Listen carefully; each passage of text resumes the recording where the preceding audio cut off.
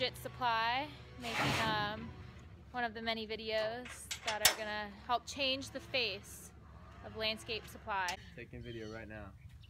Getting that Woody ass. Yo, Woody. Yeah. What's up, Woody? We run the Gooses. We've got these two Gooses. We've got Dom off. You just hit your fucking camera. That's blue. Burns is grabbing rollers. There you go. Don't take this kid to the Dom. Dom, hand off the trigger, Dom. Take this boy to the gun range. Damn it, boy. You All right. do both these? Both these. Same time. And we got one back there too. We got Goose of the Gooses. Got trips. We got two 22 GN gooseneck flatbeds, 30 by 30 or 30 with 5-foot dovetail on them, so 35 foot long. Plus that makes it like 40. Unique about a Goose is it lets you take a 3500 or a 2500 or whatever and run like half of a semi. So one of these Gooses, we can fit 6 pallets of sod or mulch on, have a bobcat on there, and be roughly within weight on like max loads. Also insanely maneuverable inside of tight areas like cul-de-sacs. I didn't know I needed a Goose until I got a Goose, and now we only run Gooses. Yeah, you can get out of any spot, any cul-de-sac, any tight areas. The best trailer out there for that. With that, in our area, we're rocking we're going with the Big Texes. These are what these are. I like the Big Tex because they're readily available and they have a really big product line. We've had a lot of success with the smaller Big Texes. The FERT trailer over there, the equipment trailer, and that second equipment trailer you guys saw, all Big Texes. However, the Gooses definitely have some issues. Right, for sure. Yeah, it's starting to be like a quantity, not quality issue. They're just, it seems to us like they're just pushing too many out. The first thing that happened with this the first week is the wiring harness melted. Yeah, it melted. It literally had no melted. brakes, had no lights, had no anything. Other issues we see is the box. I mean, this is basically standard for any dump trailer you see, but I feel like somebody should change it, and like that should be Big Tex. It's like you have no room for any tools, chains, or any shit up in here because all your shit's here. This should be like somewhere not seen because I don't really need to get up in here normally. Yeah, we are gonna do some additional batteries, but we've got to weld that on. The battery just dies. The one battery thing, yeah, it's just not. It should come with 2 batteries, regardless. With that, same thing on this one. We had some wiring harness issues with this guy.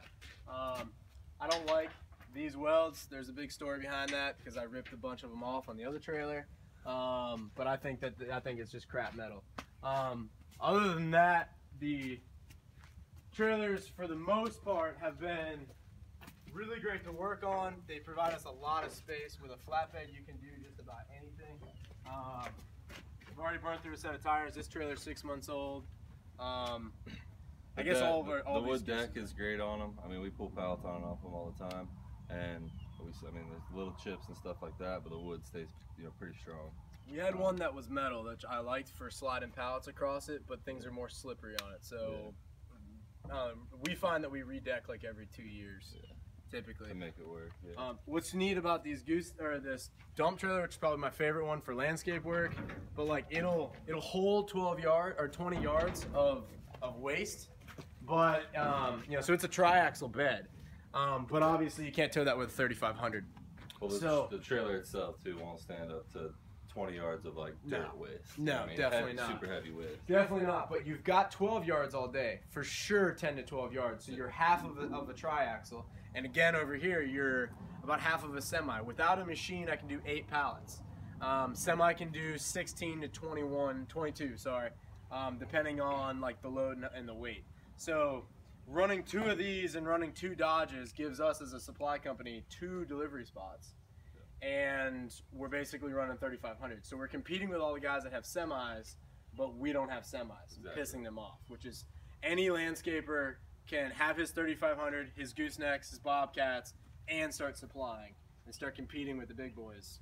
Exactly, like that. Yeah, very simple.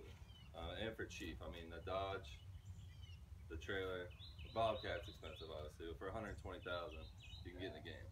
Yeah. Another thing I love about this thing is these ramps. These ramps, we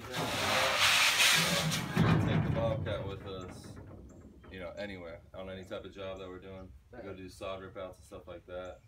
I'm kind of R&D'ing like a little something for our company to see if this works. Our small equipment trailer will pull behind this when it's full of waste. I like that, dude. I mean, this plug came. So we added that plug.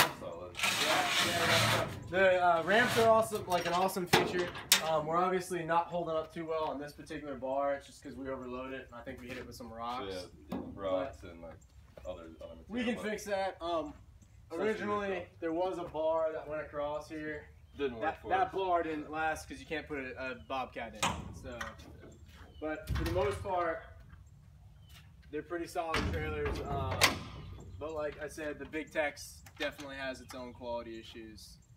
I mean, the company is just putting out so many trailers, at least in the Florida area, that we have not had one Big Tex come to us. That hadn't had an issue. Yeah, in the first week. Yeah, the small equipment trailer, you did a video about that before. The jack went out on that thing, you know what I mean? We also have no brakes on this one at the moment. They're there, but like they weren't adjusted from the factory. I picked this one up from the factory. Yeah, they should be ready to go from the factory. They should be like an extra step almost at the factory where it's like, all right, let me walk around this thing and hook it up to a truck and drive it around the yard and see what's wrong with it real quick, you know what I mean? Because like the brake issue, I don't got time to go back down to Fort Myers. Now I should buy like, you know, and just like we bought this trailer is 10 grand. This trailer is 15 grand. They do have a little heavier duty flatbed, which we might go to for also 15 grand. But for 10 to 15, you can get into these things. But when you're spending 10 or 15 on a trailer, you should have your brakes tight when you show up. The brakes on this are great. The brakes in general are awesome because this thing, they're soft. They're there, they're just not adjusted. Yeah, they're just not adjusted. And they're self-adjusting. They told us to just run it. Not really. They're not self-adjusting. At all. No, it's bull crap. So, so that pretty much ties that up. Other than that, they're really solid trailers. Frame and everything on them. Good to go. Love the axles. At least for now. The LED lighting is nice. I like that the LED lighting matches the beds because they also make the CM truck beds. So, awesome.